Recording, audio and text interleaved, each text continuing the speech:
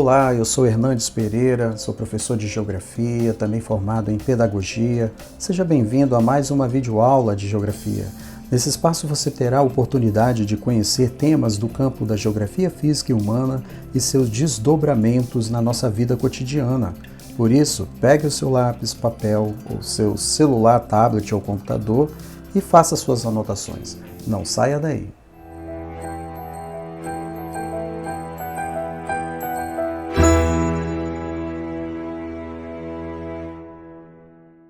Agora vamos ver que a biogeografia ela é dividida, em algumas áreas específicas e a gente vai conhecer cada uma delas. É muito importante lembrar que o objetivo principal da biogeografia é justamente combinar as diferentes variáveis responsáveis pela ocorrência de vida, criar e entender a existência de determinadas espécies em um dado ambiente. Então, para isso é necessário conhecimentos em várias áreas, no campo da geografia, no campo da biologia, no campo da geologia e assim sucessivamente, para que se possa estabelecer essas relações e entender melhor como que se dá isso. Nós podemos dizer que a biogeografia ela é dividida em áreas como essas, Por exemplo, a biogeografia ecológica, biogeografia marinha, a biogeografia insular, esse nome seria a biogeografia das ilhas, no caso, e a biogeografia histórica. Essas áreas, toda essa divisão, ela vai envolver períodos de longa duração, intervalos de tempos evolucionários em grandes áreas e geralmente globais, com taxa de nível superior da espécie, incluindo os extintos. Então, basicamente, nós temos essas subdivisões e outras ainda que podem entrar no escopo, mas que no momento o que nos interessa são essas, para a gente ter uma ideia do que seria essa biogeografia. Bom, a biogeografia ecológica, ela também pode ser chamada de fitogeografia, o que ela vai analisar? Ela vai analisar períodos mais curtos, envolvendo espécies e subespécies de organismos vivos em áreas menores, sejam habitats ou continentes. Então, essa biogeografia ecológica ela vai analisar padrões de distribuição individual populacional de plantas e animais numa escala espacial e temporal relativamente pequenas.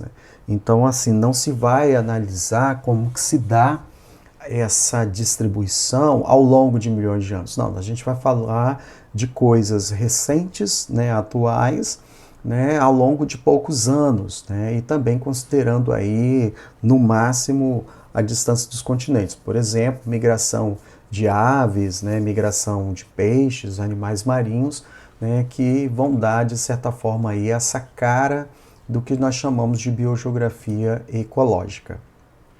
A biogeografia marinha ela é dividida em dois grandes períodos. Existe aquela biogeografia marinha anterior à teoria de Charles Darwin, da evolução, em que predomina um pensamento fixista, que determinava que as espécies eram constantes e mutáveis. Poderíamos falar que essa biogeografia marinha antes de Charles Darwin era uma biogeografia criacionista.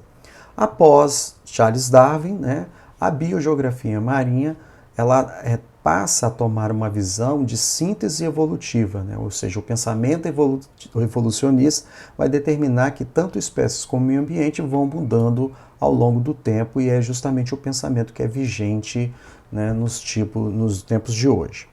A biogeografia marinha ela vai levar em consideração dois padrões de distribuição de plantas e animais. O primeiro padrão seria a distribuição contínua, quando a espécie ela vai ocupar, sem interrupção, todos os ambientes. Então você tem vários ambientes contínuos, interligados uns nos outros, e aí você vai ter a presença das espécies. Mas eu posso também ter a distribuição disjunta ou descontínua, quando essas espécies de animais e plantas elas estão restritas a algumas áreas e essas áreas estão separadas. Então eu vou ter uma espécie num lugar, vou ter uma espécie em outro, vou ter a mesma espécie em outro lugar, porém essas áreas não estão se comunicando, né? Então é uma forma de distribuição descontínua. A biogeografia, né, qualquer que seja, né, a perspectiva teórica que ela possa adotar, vai considerar que o elemento fundamental é a área de distribuição das espécies, sendo fundamental definir alguns conceitos básicos. Por exemplo, o que é espécie? O que é a população?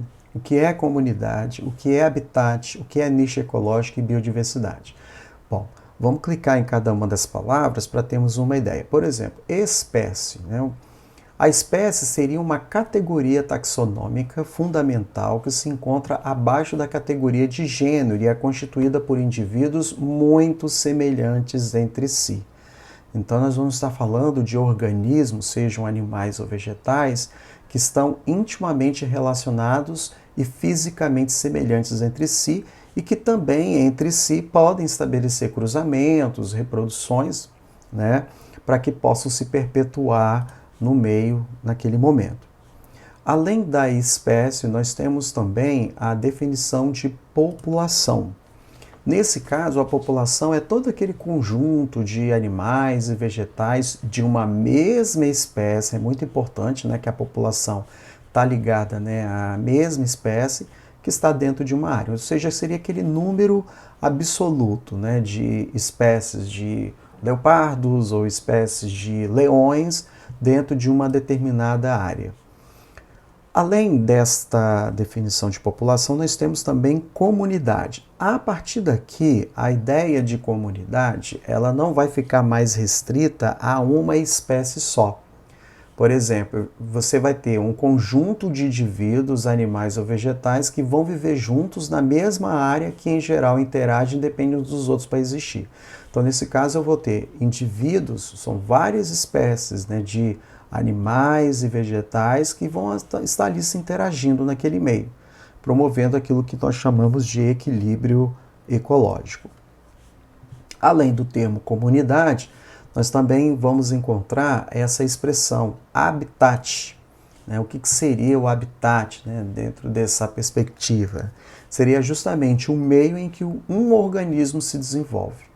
Esse meio ele possui aspectos físicos e geográficos que possibilitam, né, condições favoráveis ao desenvolvimento de um certo animal ou de um certo vegetal. Então, cada vegetal tem lá seu habitat, cada animal tem seu habitat específico. Esse ambiente que vai se caracterizar por um conjunto, né, de aspectos bióticos, né, ou seja, organismos, né, e aspectos abióticos, ou seja, fatores inorgânicos que, integrados entre si, vão oferecer condições favoráveis para a sobrevivência desse animal e desse vegetal. Uma outra expressão também que vamos ouvir falar é nicho ecológico, né? Então, o que seria o nicho ecológico? Seria justamente a localização e função física de um organismo dentro de um ecossistema. Então, o nicho ecológico estará ligado a um posicionamento de algum vegetal, de algum animal, né, mas levando em consideração a função desse organismo, a função deste animal, a função dessa planta dentro do ecossistema, levando em consideração os aspectos de equilíbrio ecológico. E por último, essa palavra que com certeza você já ouviu falar, né, em vários lugares, que é a biodiversidade, que aí a gente está falando de um conjunto de todas as espécies de plantas e animais existentes, por exemplo, no planeta, dentro de um país, dentro de um continente. Então, trata-se justamente de um conjunto de comunidades de animais e vegetais existentes em determinada região e também considerando aí a época, né, em que esses animais estavam vivendo naquele ambiente. Então, essas palavras são muito importantes para que a gente possa compreender melhor, né, esses pressupostos, né, esses fundamentos, né, que a geografia coloca para nós, a biogeografia especificamente. No caso, ainda mais, é importante deixar claro que a natureza, né, e a preocupação da biogeografia vai justamente se fundamentar em dois tipos de dados específicos. Primeiro, os dados que são obtidos a partir dos próprios organismos, né, que é justamente a distribuição dos vegetais e animais, a diversidade de espécies em um determinado local, genia, tolerâncias ecológicas, propriedades demográficas, né? Inclusive a palavra filogenia, ela significa a história genealógica de uma espécie ou de um grupo biológico. Então, podemos obter dados diretamente dos organismos, como também podemos obter dados da história da Terra, né? Então, você vai, por exemplo, movimentos continentais e outros eventos geológicos, mudanças climáticas no nível do mar, oportunidades para dispersão, fragmentação, inclusive foi justamente tentando compreender a distribuição de determinadas espécies, né, muito semelhantes entre si, tanto na África quanto na América do Sul, especificamente aqui na região do Brasil, que muitos cientistas acabaram chegando à conclusão de que a África, né, e o Brasil já foram unidos, né, chegando àquela teoria da tectônica das placas e a teoria do continente único, que era chamado de Pangeia. Uma das evidências que comprovam essa movimentação, né, das placas tectônicas no planeta está justamente relacionada com dados obtidos pela biogeografia, para você entender como que isso está intimamente ligado. Uma outra coisa importante também são os processos biogeográficos utilizados para explicar o padrão de distribuição dos organismos. Então eu vou ter organismos que vão se distribuir através da vicariância e organismos que vão se distribuir através da dispersão. Vamos tentar entender cada um deles, né, para conseguirmos entender, por exemplo, como que novas espécies podem surgir. Vamos começar, por exemplo, com a dispersão. O que seria a dispersão? Eu tenho um ancestral aqui, tá? Esse ancestral, essa espécie de vegetal animal ocorria somente nesta área. E aqui eu tenho um obstáculo, uma barreira. De repente, essa população começa a ultrapassar essa barreira, né? Então ela sai, uma parte dessa espécie sai desse local e vem para cá, né, para depois da barreira. Então eu passo a ter, né, a espécie distribuída em dois lugares. Essa dispersão, né, o que ela faz? Com o passar do tempo, eu posso ter duas populações.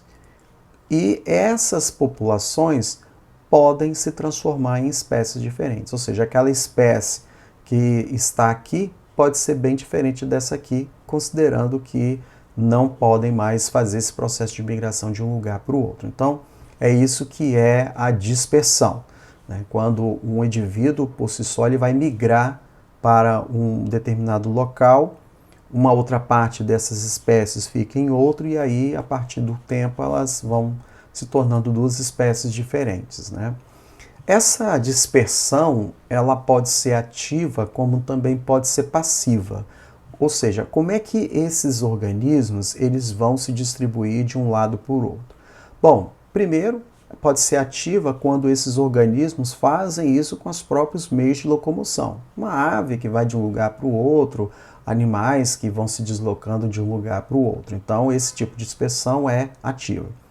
A passiva ocorre quando o deslocamento desses organismos vegetais ocorre de forma com a ajuda de agentes externos. Por exemplo, o vento carregou sementes de um lugar e levou para o outro. A água carregou sementes de um lugar e levou para o outro. Animais, árvores, pássaros que tinham sementes agarradas em suas penas levaram essas sementes de um lugar para o outro. E aí ocorre o processo de dispersão e aí, quem sabe, no futuro você passa a ter espécies diferentes aí dentro desse processo.